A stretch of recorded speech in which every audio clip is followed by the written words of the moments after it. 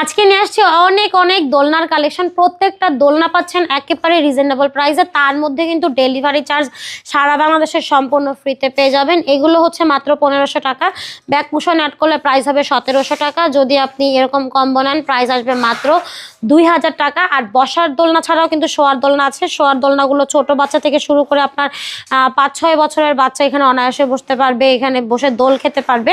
আপনার বাচ্চা কিন্তু একদম আরামে ঘুমাতে পারবে, আপনিও থাকবেন একদম নিশ্চিন্তে।